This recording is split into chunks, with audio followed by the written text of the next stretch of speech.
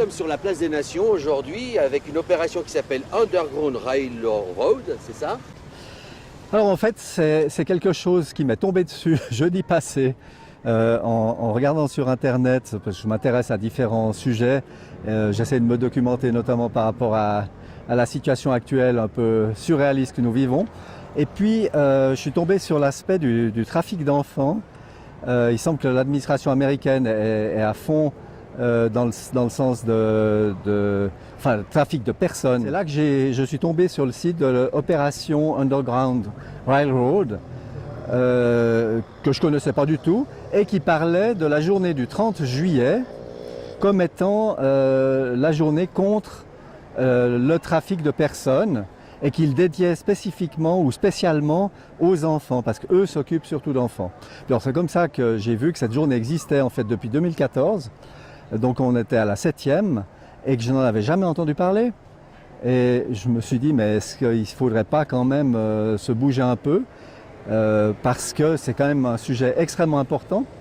Moi qui me tient beaucoup à cœur, au vu de ma profession, je touche quand même à l'aspect soit victime d'abus sexuels, soit abuseur sexuel. Je vois effectivement des situations qui touchent à la situation d'abus sexuel. Le trafic de personnes, évidemment, c'est pas juste pour leurs beaux yeux, hein. Enfin, disons, c'est vraiment, c'est très lié au trafic pour des questions sexuelles, soit pornographie, soit pédopornographie. Il y a le trafic de personnes, oui. Il y a le trafic d'enfants, et c'est effectivement très lié à la pédopornographie ou à la pédocriminalité. La pédocriminalité, c'est plus large. C'est vraiment, ça va jusqu'à ce dont on entend parler dans le sens de gens qui font des rituels, qui feraient des rituels. Moi, alors, j'ai pas de témoignage, j'en sais rien, mais il faut mettre ça dans le conditionnel. Voilà. Mais là, alors des trucs graves de genre de secte ou que sais-je.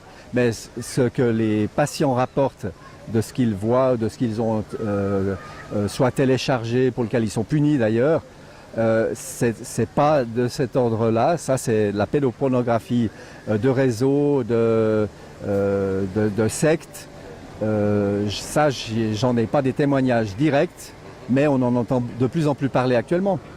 Pourquoi on ne les citerait pas? Après, ça t'engage que toi. Ben oui, si on a le courage de les citer, c'est plus percutant. Il suffit de citer l'affaire Jeffrey Epstein, qui est de notoriété publique, qui a recruté dans des réseaux pédocriminels dans le monde entier, qui circulaient dans tous les continents, qui avait une ligne aérienne, le Lolita Express des États-Unis vers son île au large des États-Unis. Et c'est de notoriété publique que beaucoup de grands de ce monde, de la famille royale d'Angleterre, des familles très influentes en Suisse, en France, dans le monde entier, c'est tout un système mafieux d'exploitation du sexe, d'exploitation de la pédocriminalité, d'exploitation des pulsions les plus basses, dans ce cas-là de l'espèce humaine, en faisant du chantage, en filmant les personnalités dans des positions scabreuses pour exercer leur pouvoir et influencer par le chantage toutes les pyramides de pouvoir dans le monde. C'est de notoriété publique, il n'y a aucun scrupule à le dire. Le type est mort en prison, soi-disant suicidé, probablement tué. Ghislaine Maxwell, la fille du grand magnat de la presse Maxwell, est maintenant en jugement. Je crois qu'il n'y a aucun doute à avoir. D'ailleurs, on a même découvert ici, grâce à certains informateurs bien placés, que le système est pratiqué notoirement dans des cabinets d'hypnose où les cadres stressés viennent se faire soigner par des méthodes hypnotiques. Et quand ils sont sous hypnose, on leur dit de se foutre à poil. Et quand ils sont tout nus, on leur met dans les bras ou près d'eux des petits garçons, des petites filles, on les filme. Et même s'ils ne sont pas passés à l'action sexuelle, ils croient qu'ils sont pédocriminels. Et ensuite, on peut les tenir comme ça. Et moi, je vais même plus loin. Si le Conseil fédéral, à sa majorité, en tout cas 4 sur 3, sont pour l'abaissement de l'âge sexuel des enfants de 12 ans, si ce n'est pas 10 ans, c'est que très probablement, nos élites en Suisse sont sous chantage pédocriminel. J'ai aucun scrupule à le dire. C'est une hypothèse, et cette hypothèse est sérieusement corroborée par nombreux faits. Et c'est très bizarre que la pédocriminalité, notamment en Suisse et en France, n'est pas pourchassée comme elle le devrait. L'opération Genesis, par exemple, exemple, les États-Unis nous ont remis des milliers de noms en Suisse des réseaux pédocriminels. La montagne a accouché de souris, c'est qu'ils sont protégés par le système judiciaire dans de nombreux cantons et je trouve ça inadmissible. Une raison de plus pour dire que les affaires Dutroux ou les affaires Outreau, qui sont d'ailleurs sémantiquement exprès probablement mélangées, c'est de la poudre aux yeux et on dit qu'il n'y a pas de réseau pédocriminel, mais c'est la tarte à la crème. L'affaire Yann Lopez à Genève démontre qu'il y a eu plusieurs réseaux pédocriminels à l'intérieur même de la radio-télévision suisse romande. C'est prouvé, il y a eu des jugements, les gens sont enfuis à Haïti comme par hasard où il y a beaucoup d'enfants à disposition. Bon, c'est pas anodin, si on est ici sur la place des Nations, je suppose qu'il y a quelque chose à en retirer pour être sur cet endroit. Alors la Providence fait bien les choses. Aujourd'hui, c'est la fête, non seulement le 7e anniversaire donc, de cette action pour protéger le trafic, surtout des enfants, mais en plus, c'est la journée mondiale de l'amitié. L'amitié. Alors l'amitié en grec, ça s'appelle philia. Et comme par hasard, il y a un mélange, une collision entre la journée de l'amitié, philia, et pédo, qui sont les enfants. Pédophilia, pédophilie. Moi, je ne parle pas de pédophilie, je parle de pédocriminalité. Et probablement qu'il y a une collision entre ces deux journées déclarées par l'ONU.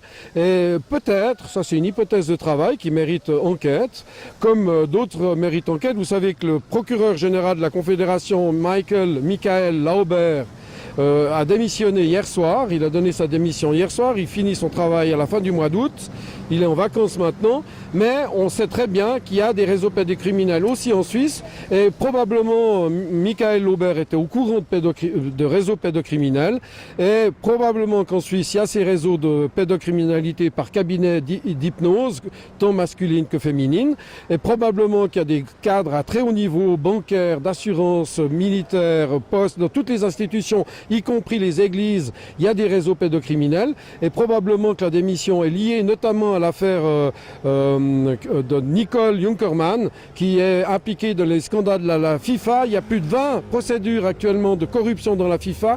Comme par hasard, c'est elle qui a fait disparaître son nom des sociétés suisses qui gèrent les droits de transmission de la FIFA au niveau mondial. Donc elle a ôté son nom, c'est quasiment un aveu qu'elle est impliquée là-dedans. C'est la même qui gérait le réseau pédocriminel de Jeffrey Epstein, qui était l'officier traitant de Jeffrey Epstein, de Ghislaine Maxwell. C'est la même qui est aussi impliquée dans les réseaux de satellites, de télécommunications au niveau mondial où on nous impose 60 000, 70 000 satellites sur nos têtes. Il y a des conjonctions un peu étranges entre la FIFA, la corruption, Michel Lauber, le sport, la corruption, la pédocriminalité, Jeffrey Epstein. Parce que comme par hasard, la même Nicole Junkermann est derrière toutes les applications par la société Carbine 911, donc Carbine 911 aux États-Unis. On mettra le lien, évidemment. Et c'est justement cette application qui est sous-jacente à SwissCovid, qui est donc un espion dans la poche de toutes les... Alors on dit que c'est volontaire, qu'on n'est pas obligé de l'installer, mais on sait très bien que soi-disant leur opération complètement ouverte, open au niveau software, c'est pas du tout ouvert, parce que dessous, il y a des boîtes noires qui appartiennent à Google, qui appartiennent à Alphabet, qui appartiennent à Apple, et c'est des trucs secrets qui sont justement en liaison avec ces applications Covid mondiales qui permettent d'espionner toute notre vie privée, non seulement privée mais médicale. Donc tout est lié et comme par hasard, les noms Nicole Junkermann et tous ces sbires qui sont autour d'elle disparaissent des registres du commerce. Nous en avons les preuves, il suffit de nous les demander. Moi j'ai le sentiment personnellement de voir les choses s'accélérer ces derniers mois. Oui. Toi ça fait déjà un certain temps. Et donc d'autres lanceurs d'alerte comme Stan Mayo, que tu pourras aussi nous parler, citer évidemment. J'ai envie que tu nous parles de ça aussi. Alors je vais vous donner une image. Je diffuse une image sur Internet. On manipule la marionnette Covid sans arrêt. On fait peur aux gens alors qu'il n'y a quasiment rien. C'est une grosse grippe, il y a moins de morts cette année que les 8 années précédentes. Donc Covid, pour cacher l'éléphant, excuse-moi Dominique, c'est pas toi l'éléphant, mais un éléphant colossal qu'est la pédocriminalité. Oui, oui. Et parmi les lanceurs d'alerte, on traite quand même le Covid, mais ce qui est le plus important, c'est l'éléphant gigantesque qui est dans le salon que personne ne veut voir, qu'est la pédocriminalité. On veut effacer l'affaire Jeffrey Epstein, on veut effacer le fait que Stan Mayo en France est enfermé de manière illégale, de manière grotesque, de manière atroce dans une prison privée. Hein, on enferme donc les vrais lanceurs d'alerte qui parlent des vrais problèmes et on gesticule avec une marionnette Covid, Covid, Covid, qui est une fausse marionnette. Les hôpitaux sont vides. On nous fabrique des cas avec des tests complètement farfelus qui sont pleins de faux positifs. On fait peur aux gens. Attention, le Covid, le Covid, le Covid. On bloque la civilisation. On met en faillite les PME. On provoque des chômeurs. On provoque des drames, des divorces, des pétages de plomb, des problèmes psychiatriques. À Covid, Covid, Covid. Mais on ne parle pas du vrai problème qu'est le problème d'aujourd'hui, la pédophilie, la pédocriminalité, la journée de l'amitié, qui est en liaison avec la journée des trafics humains. Et les gens, ils sont là avec le masque sur les yeux, sur la bouche, sur les oreilles. C'est les 4 petits singes avec le nouveau masque qu'on met devant la bouche. Exactement. La muselière. Ou pire que la muselière, le bâillon. Hein. On ne peut plus rien dire. Alors dès le début, c'est une pandémie. On sait que c'était organisé, on sait que c'était planifié, on connaît le nom de l'opération, on sait que derrière il y a Bill Gates, il y a Soros, il y a le Gavi, il y a toutes les élites franc-maçonnes de sociétés secrètes mondiales qui se sont mises, notamment à Davos, au Bilderberg, dans des grands cénacles internationaux, pour nous planifier la pandémie qui est organisée par l'Event 201. Donc en fait c'est l'Event 21 parce qu'ils préparent le 21, l'année 21, dans lequel il prévoit le grand reset, le grand réalignement mondial, économique, social, politique. Ils veulent prendre tous les pouvoirs. Les forces obscures, ils ne se cachent même pas. Tout est là, ouvert. Il suffit de chercher, on trouve la vérité. Incroyable. Donc voilà, quand vous voyez quelque chose, black, black, black, excusez-moi, je ne parle pas des gens de couleur, je parle des organisations, des structures, des sociétés, des archétypes mentaux dans les films, etc. Tout ça, c'est planifié. Ce que je pense important qu'on sache, c'est qu'il y a effectivement du trafic de personnes, mais surtout du trafic d'enfants, des gens qui sont mis en esclavage. C'est le terme vraiment qu'on peut employer pour servir d'objet, à tout, servir à tout, que ce soit au plus simple, ce que je connais en Haïti, puisque mon épouse est haïtienne, ils sont mis en domesticité pour servir de gentils domestiques, mais là on parle d'autre chose, de nouveau des aspects sexuels.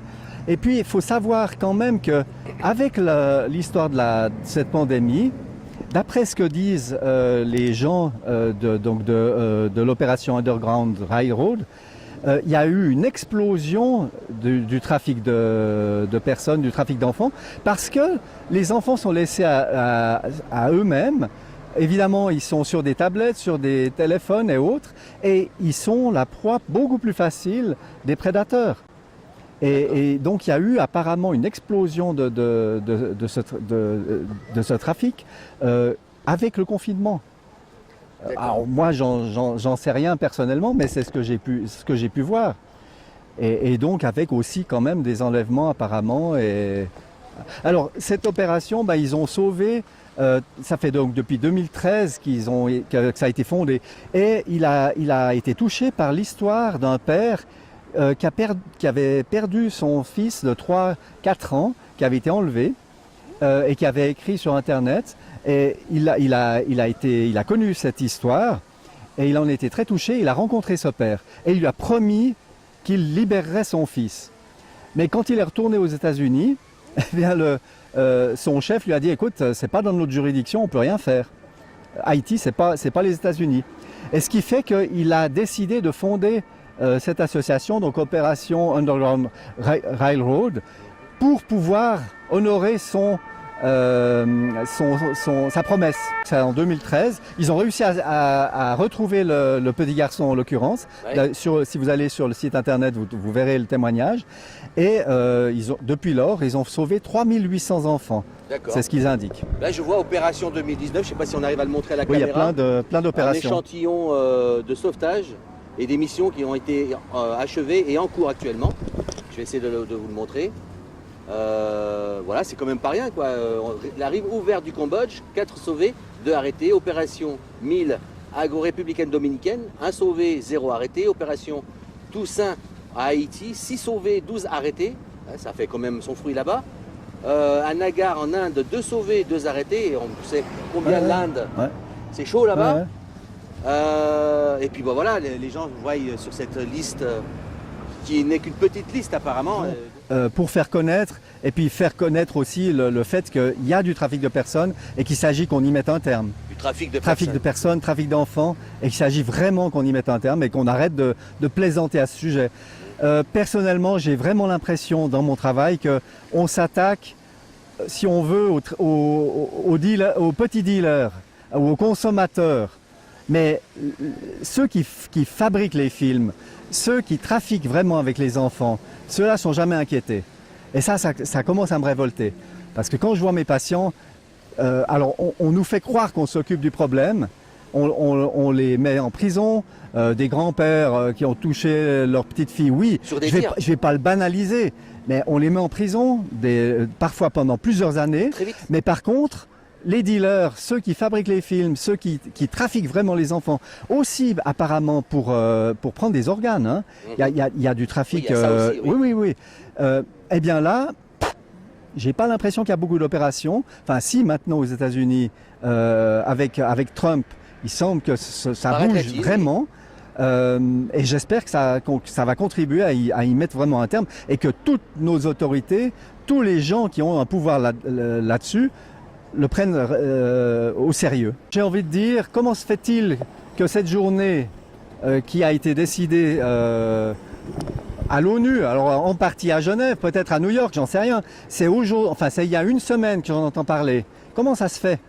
Oui, comment ça se fait? Et est-ce qu'on peut en prendre conscience et puis savoir que le trafic humain apparemment génère plus d'argent que le trafic de drogue? Est-ce qu'on peut en prendre conscience? Et est-ce qu'on peut terminer avec ça? Et j'aimerais pas que justement on aille vers finalement quelque chose que je peux sentir aussi, c'est de plus en plus de tracasseries pour nous empêcher de vivre. À tel point que pour finir, je me demande si nous tous, nous n'allons pas passer en esclavage d'une manière ou d'une autre, si la tendance actuelle continue. Alors, j'aimerais bien qu'on inverse ça et qu'on se considère comme des êtres humains à part entière et qu'on puisse avoir une certaine fierté comme personne, comme peuple, et faire tout ce qu'on peut, tout ce qui est en notre pouvoir pour que tout le monde soit bien traité. Des difficultés que vous rencontrez sur les réseaux par rapport à le lancement d'alerte qu'on fait tous les jours et les dégâts que vous avez en retour. Parce que ce sont des gens qui sont de l'autre côté d'un écran et qui viennent vous persécuter. Alors les dames d'abord. Oui, moi je suis une spécialiste en persécution. Moi, ça fait plusieurs années que je connais ce phénomène. Mais alors la solution, c'est de partir de Facebook déjà. Parce que depuis que j'ai désactivé mon compte suite aux menaces de mon employeur, l'État et le DIP sur mon emploi, donc des menaces de licenciement, qui ne se sont pas arrêtées, puisque j'ai reçu un blâme et juste au passage, j'ai reçu un texte me disant qu'au prochain manquement, donc je ne sais pas ce que ça veut dire, un manquement, ce serait considéré comme une insuffisance de prestation qui mènerait à une résiliation des rapports de service. Donc bref, suite à ça, j'ai désactivé mon compte Facebook et je reçois beaucoup moins de menaces ou de trolls, disons, qui peuvent discréditer ou me lancer des attaques ad hominem. Sur YouTube, on peut filtrer les commentaires également, mais j'ai très peu, bizarrement, depuis que je fais des vidéos, j'ai beaucoup moins d'insultes qu'avant. Je ne sais pas ce qui se passe, mais par contre, les médias, alors eux, Le Temps et d'autres, Tribune, là, ils ont été assez corrects, soit nous diffament, soit nous ridiculisent ou minimisent le message qu'on a apporté, nous traitent de complotistes, ça c'est le grand mot à la mode. Et maintenant, il semblerait qu'on soit de plus en plus nombreux à être soi-disant complotistes, disons qu'à avoir vu ce qui se passe, à réfléchir par nous-mêmes, à se documenter auprès des sources officielles pour en dégager la substantifique moelle et pour voir où sont les vérités. J'ai lu dans le 20 minutes un article qui dénonçait les complotistes avec une histoire abracadabrante d'une fille qui s'inquiétait de sa mère qui regardait trop les thèses complotistes, qui s'intéressait trop au discours qui n'est pas officiel, qui va signer des pétitions. Et il parlait également de l'application Swisscovid. Et ce qui était intéressant, il y avait également un petit encart d'un psychologue, on ne sait pas lequel, qui disait que mais être complotiste, c'est finalement comme rentrer dans une secte. Voilà, donc ils essayent de nous intimider, de nous discréditer. C'est la chasse aux sorcières moderne, hein, pour un maximum de gens aient peur de se renseigner par soi-même, tout simplement, et de poser des questions aux personnes qui sont désignées comme complotistes. On sent que l'étau se resserre sur nous et en même temps, ils ont peur que les vérités soient connues ou que les gens, justement, se réveillent. Complotiste. Oui. Tu connais très bien ce terme complotiste. Mais François. oui. Écoutez, honnêtement, si vous êtes en train de travailler sur votre ordinateur et que dans la mémoire vive, quand vous tapez le mot chloroquine, ce mot disparaît en quelques microsecondes, nanosecondes, c'est quand même bizarre. Quand le même mot, vous le tapez sur Facebook avec un autre ordinateur, vous tapez le mot chloroquine, en quelques nanosecondes sur Facebook, le mot disparaît. Ça veut dire qu'il y a un robot programmé par des êtres humains qui ont comploté la disparition du mot chloroquine. Et ce complot est allé jusqu'à sortir un article dans The Lancet qui pendant des semaines a influencé le monde entier et qui quelques temps plus tard a été démontré comme étant une fabrication, une manipulation, un mensonge colossal contre la chloroquine, l'hydroxychloroquine, le professeur Raoult, etc., etc. Alors, si ce n'est pas un complot, qu'est-ce que c'est ? Évidemment. Hein ? L'histoire est une suite de complots, notamment l'histoire suisse est une suite de complots ratés pour détruire la Suisse. Mais est-ce qu'ils se rendent compte eux-mêmes du n'importe quoi de leur action? Mais c'est eux qui sont des complotistes, oui. Débiles, maladivement, paranoïaques, et je passerai des qualificatifs et noms d'oiseaux qu'ils méritent. C'est eux, les mass-médias, qui sont en train de perdre toute crédibilité en affirmant des mensonges gros comme des maisons. Plus personne les croit. Leurs journaux sont en train de tomber. La nouvelle loi qui nous prépare, à cause des lois Covid, coronavirus, etc., prévoit des montants colossaux de notre argent, de nos impôts, pour sauver les journaux qui sont faillites. Dingue. Donc ils le méritent, cette faillite.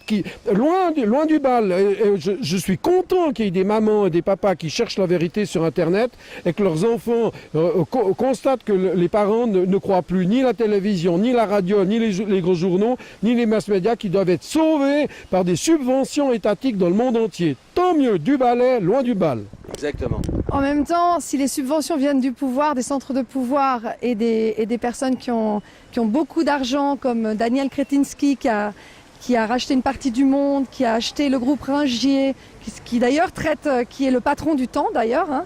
Donc Daniel Kretinsky qui a racheté Axel Springer et Ringier récemment. On sait qu'il y a TX Group, maintenant Tamedia s'appelle TX Group, bref, que ces centres de propagande, on peut dire, plutôt que d'information, de désinformation, sont détenus dans quelques mains, dans 2 ou 3 mains. Cela augure de prochaines campagnes de discrédit à propos de ce qu'on a à dire. Et c'est vrai que j'ai oublié de mentionner le fait que sur YouTube, ils sont en train de fermer beaucoup de chaînes récemment. Jean-Jacques Crèvecoeur vient d'avoir sa chaîne fermée. J'ai eu 2 vidéos qui ont été censurées au bout de moins de 2 jours. C'est un phénomène qui se multiplie en ce moment. 10 heures, celle de David, d'hier, qui a fait 40 000 vues. Donc on sent bien que la liberté d'expression n'est plus une réalité aujourd'hui, que les droits fondamentaux, les libertés fondamentales ne sont plus du tout respectées, et il y va des citoyens, puisque les politiciens, nos élus ne s'emparent pas du problème. Ça, c'est quand même quelque chose que j'aimerais souligner. On les attend sur le terrain, on les attend sur les terrains de la liberté d'expression, de la liberté de mouvement, etc. Eh bien, c'est à nous de les récupérer, de le faire savoir, vu que les médias ne diffusent pas toujours nos messages, au contraire, ne parlent pas de l'artémisia, ne parlent pas de l'hydroxychloroquine, ou pour la descendre, la détruire, ne parlent pas des liens d'intérêt de Bill Gates et des autres, de l'OMS qui influence le Conseil fédéral, des accords qui sont passés entre Gavi et le Conseil fédéral de 2009, dans lequel on sait que Gavi ne paye pas d'impôts et est en totale immunité s'il y a la moindre malversation, de l'accord également entre Swissmedic, et la Fondation Bill Gates, du Conseil fédéral, de la Fondation Bill Gates, bref, de tous ces accords qui ont plutôt tendance à orienter le débat, dirons-nous, pour être poli. Pourquoi les médias n'en parlent pas? Et pourquoi les médias officiels, je dis bien, n'invitent pas des personnes qui peuvent alimenter le débat et qui peuvent être dans la contradiction saine et critique de ce qui nous est imposé, des mesures liberticides et surtout de la vaccination qui nous présente comme l'ultime voie de sortie de cette pandémie, de cette fausse pandémie. En attendant, ils nous imposent le masque pour propager, pour faire perdurer la peur auprès de nos concitoyens. C'est de la manipulation grossière et dangereuse. Moi, je ne veux pas penser et parler à la place des autres, puisque eux le font à nos propos. Exactement. Je n'ai pas envie de le faire non plus. On sait qu'il y a des liens d'intérêt, des liens d'argent, des liens de pouvoir. On peut présupposer certaines choses. On sait qu'ils veulent nous imposer un vaccin, ça ils le disent.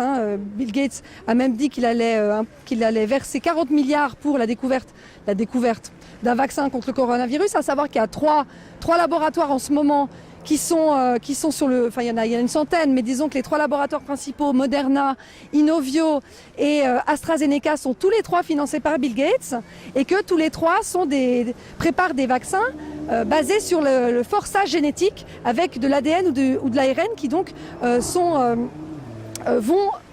pour ambition de changer notre code génétique quand même. Le tronc, c'est Bill Gates. C'est l'un des troncs, c'est le tronc visible. Mais on sait très bien que derrière, il y a aussi d'autres personnes. Ils assimilent le racisme...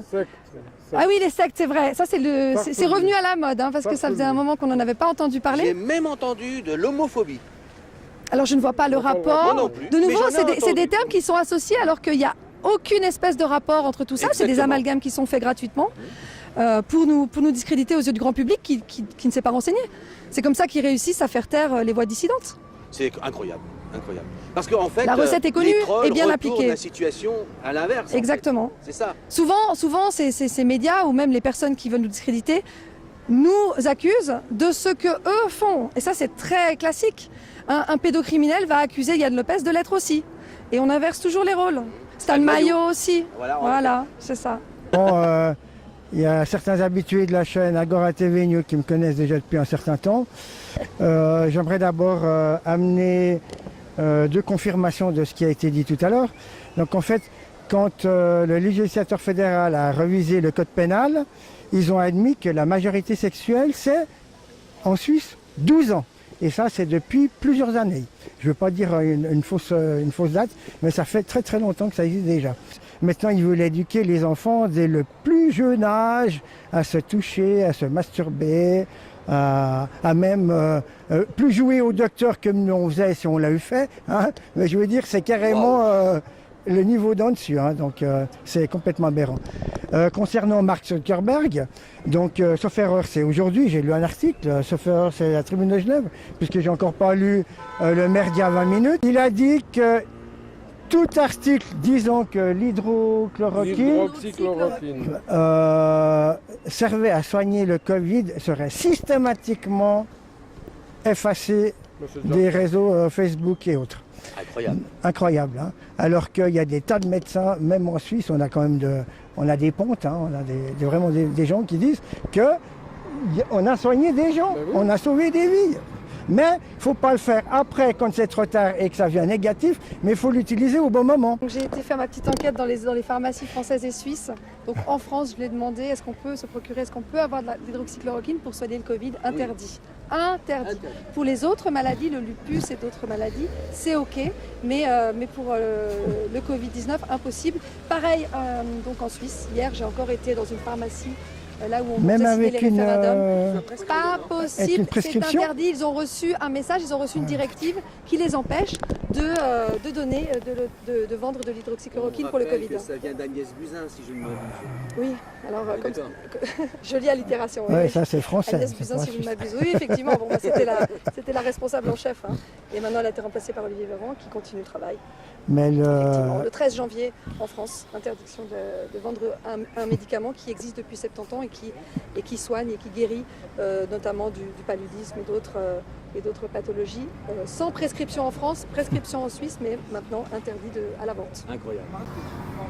Grand débat aussi sur l'Artemisia annua, bien sûr. Donc pareil, elle guérit le paludisme, la malaria en Afrique depuis des décennies, depuis des siècles à mon avis. Et l'OMS n'a toujours pas fait l'étude qu'elle promet. Elle dit que, l'étude est en cours, mais ça fait combien d'années que l'étude est en cours? Par contre, alors pour le remdesivir de Gilead, il n'y a pas eu besoin d'études. Ah bah oui, parce que ça rapporte. Pas de problème. Alors que c'est toxique. Alors que c'est toxique, mais l'Artemisia, apparemment, une plante C'est gratuit. qui est gratuite et inoffensive, serait un danger pour l'être humain. Donc c'est à n'y rien comprendre, à moins qu'on y voit des intérêts financiers, etc. encore, comme d'habitude. Le trafic d'enfants, c'est pas forcément le trafic d'enfants qu'on cite sur les panneaux qu'il y a là, mais du moment que vous déplacez un enfant d'un lieu de façon illégale pour aucune raison valable pour le placer ailleurs, c'est du trafic d'enfants. Ce trafic d'enfants-là, c'est uniquement une question de fric. C'est pas là pour protéger l'enfant. Est-ce que tu peux développer ça?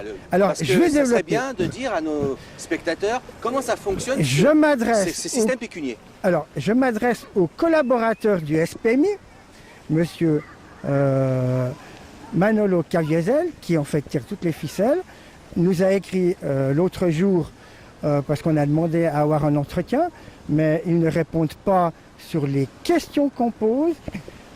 Cette lettre de réponse ne satisfait pas à ce qu'on a demandé. On a demandé à avoir un entretien avec le directeur pour justement se plaindre du mauvais comportement du chef de groupe qui, entre guillemets, surveille ou pique le travail du tuteur de l'enfant Enzo. Alors, qu'est-ce qu'ils ont dit? Ils ont dit, en effet, la famille d'accueil peut se faire accompagner par 3 personnes. C'est dans la loi, c'est la LPA genevoise, article 9, alinéa 4.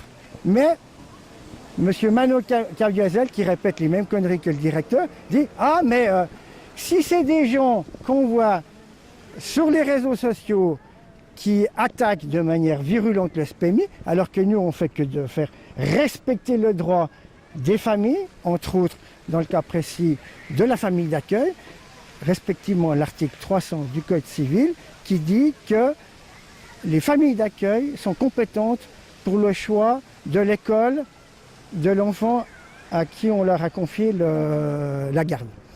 Puis ils ne veulent pas qu'on décide à leur place. Ils veulent tirer toutes les ficelles. Il y a un commerce. Un enfant placé à Genève, je l'ai déjà dit une fois, c'est probablement maintenant plus de 500 francs par jour par enfant. Il y aura une autre alternative, c'est de développer les familles d'accueil, Au mieux, oui.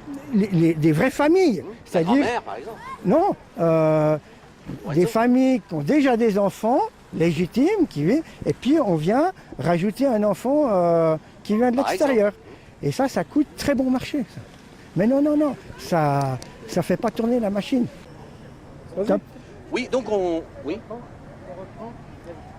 disait tous les acteurs qui sont autour des enfants placés, évidemment, qui ont été retirés de leur famille parfois. C'est le cas du petit Enzo avec sa grand-mère qui est amplement capable de s'occuper de son petit-fils, qui en souffre énormément. Et donc là où je voulais attirer ton attention, c'est tous ces acteurs, combien que ça coûte. Parce qu'en fait, c'est là où est la problématique, c'est que c'est un peu vicieux, c'est du pécunier, ils gagnent bien leur vie en plaçant des enfants, parce que c'est leur gagne-pain en quelque sorte, voilà. Ouais, c'est même pire que ça. Eh ben on t'écoute. Alors en fait, il faut couper en deux.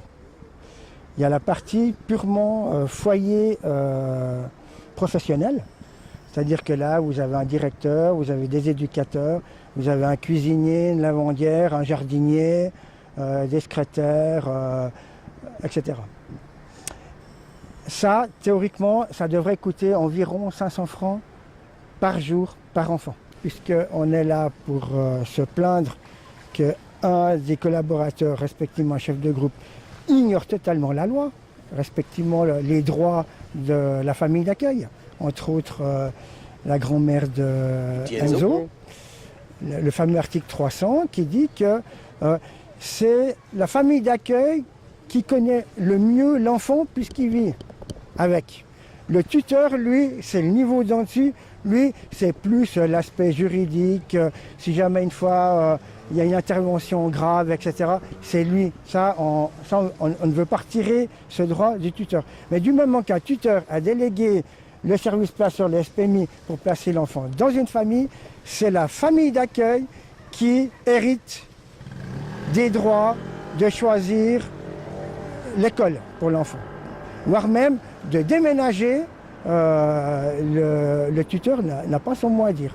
Je suis une grand-mère très fâchée à qui on a volé sa petite fille depuis environ une année. Ma petite fille est née le 17 juillet 2019. Et bien que j'ai fait toutes les démarches nécessaires pour proposer mon aide pour m'occuper de ma petite fille, parce que sa maman est un petit peu fragile, eh bien on m'a mis les bâtons dans les roues et on m'a totalement exclu du processus. On m'a empêché même de la voir parce que j'ai sollicité un simple droit de visite. Et même ce simple droit de visite m'a été refusé. Et je n'ai même pas connaissance de l'endroit où se trouve ma petite fille. Donc j'estime que c'est un vol d'enfant. C'est légitime. C'est une atteinte directe au droit d'abord de l'enfant, de la mère, de la famille, de la société dans son ensemble. Le souci évidemment de ne pas savoir ce qui se passe pour ce bébé qui a juste une année, pour cette petite fille dont je ne sais pas comment elle est traitée, dans quelle famille elle se trouve, comment elle va, quelle est sa santé. C'est quelque chose d'absolument insupportable. Aberrant, c'est aberrant. C'est non seulement aberrant, mais absolument scandaleux et inacceptable. Je voulais juste rajouter une chose très importante, c'est que les enfants qui sont délivrés par opération Underground Railroad, ils ne font pas que les délivrer, ils s'en occupent ensuite dans le sens de leur retrouver leur famille. Sauf si évidemment ils ont été vendus par la famille, à ce moment-là ils essayent de leur trouver des familles d'accueil. Et en plus ils leur demandent qui souhaites-tu devenir? De quoi rêves-tu d'être quand tu seras grand, quand tu seras adulte? Et ils leur trouvent les meilleures écoles pour leur permettre d'accéder à leurs rêves en fonction évidemment de leurs capacités, de leurs compétences. Et ça, je trouve assez fantastique. C'est merveilleux. C'est comment faire que ces enfants, ces jeunes deviennent des personnes. Redeviennent des personnes, c'est fort ce que tu dis. Redeviennent des personnes. Oui, c'est vraiment très... Alors, je trouve que c'est une association à soutenir. Évidemment, ils ont besoin d'argent pour leurs opérations secrètes. Alors, renseignez-vous. Opération Underground Railroad. Un mot de la fin, tu disais voilà, que tu venais prendre connaissance de tous ces faits. On se rend compte avec tous ces divers témoignages que nous avons eus que ça ne s'arrête pas que à la pédocriminalité ou la pédopornographie. Non, bien sûr. C'est bien d'autres choses, une organisation, une vraie organisation pécuniaire pour gagner de l'argent. Oui, c'est finalement une mafia. Une mafia. Comme une autre, sauf qu'on n'en entendait pas parler. Mais pour moi, c'est vraiment un système mafieux du même style, d'après ce que j'ai pu comprendre. Voilà, et ben, c'était Agora TV. Merci. On vous remercie tous et divers acteurs qui étaient devant notre caméra. Voilà, la seule chose qu'on peut dire, c'est que nous sommes donc des indépendants, nous faisons que transmettre une information. Merci à vous. Et c'est merci à vous surtout. Et en aucun cas, nous sommes des gens qui donnent une opinion, mais des faits. Voilà.